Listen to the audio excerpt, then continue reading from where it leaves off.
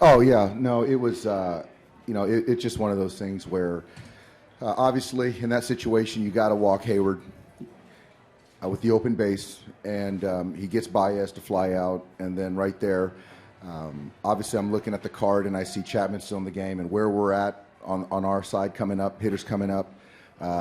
Didn't love the matchups, where it's hard to love the matchups against Chapman anyway, but we had some left-handers coming up. So for me, Coughlin is their first left-handed bat off the bench. I know Joe's going to throw strikes, and so to then walk Coughlin, to then bring up Montero. If I go to a left-hander, they bring in Contreras. So right there, there's really no matchup advantage. It's more of I trust Joe. I've trusted him all year long. He's been great for us, and he got ahead 0-2 and left a pitch up. So again, it's at that point in time, they got to bring in Rondon, and so I felt good for us to win the game if we could get out of that inning. And it just didn't work out, but it was our guys fought. It was a well-played game. Next question for Dave, over here to the far right. Adrian Gonzalez, big hit off of Chapman. What's going through your mind in that inning, and just seeing Adrian get that big hit in a spot where you needed it? Adrian's been, throughout his career, he's gotten so many big hits, and when it gets hot and stressful, he just finds a way to just calm down and take a good swing. And obviously, you got a guy throwing 100 miles an hour left on left. There's no panic, and he just took a nice swing and big hit. And right there, yeah, I thought we were going to win the game. Another one for Dave, straight back over here to the right, straight back. Yeah. Dave, what you see with Maeda today? You know what? I thought Maeda was good.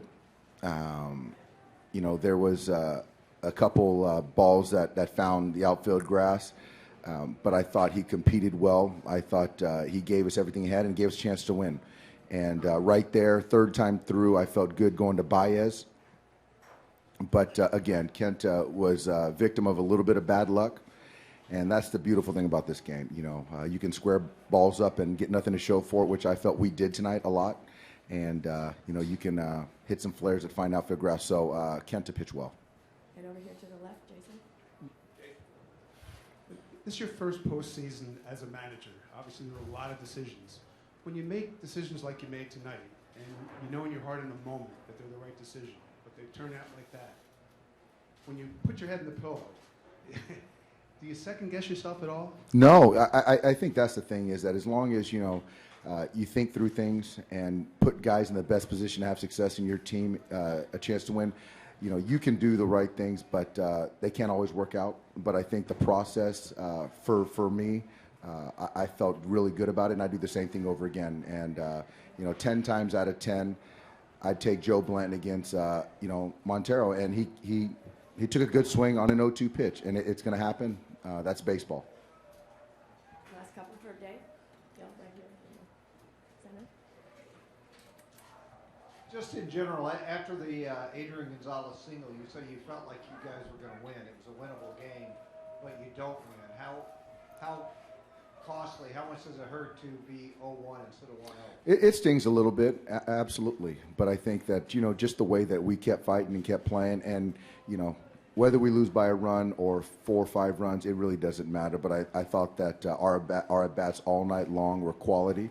There was some very good defense played on both sides, some good pitching on both sides. So, yeah, I thought we were going to win it, but we'll be ready to go tomorrow. And over here to the left.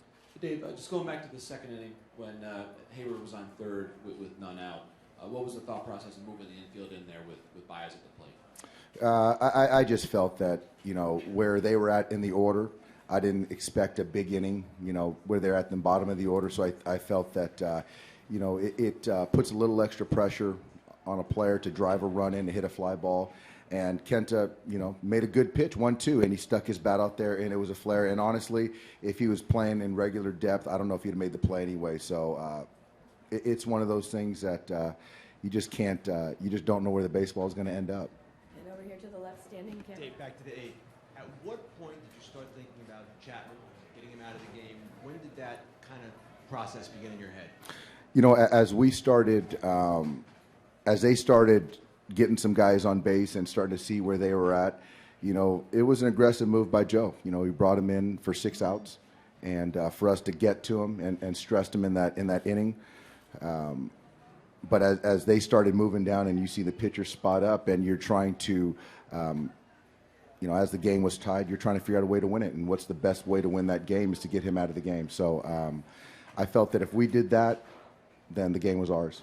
And last one for Dave over on the right. You mentioned the hard hit balls all night. You had at least 5 lineouts, a bunch of great plays on the Cubs side.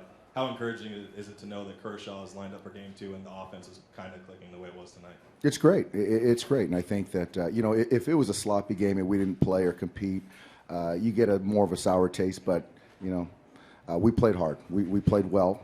And we do have Kershaw going tomorrow, so that's a good thing. So I know he'll be ready. And I know that there's 24 other guys in that clubhouse that'll be ready to go. Oh, well, okay, one last one, Phil. With Lester bunting, when you guys had Baez there, what was your thought just watching that? Did you think you got him? Excuse me? On Lester bunting and Baez took the big lead off third, wound up stealing home. I mean, did you think you guys had him there?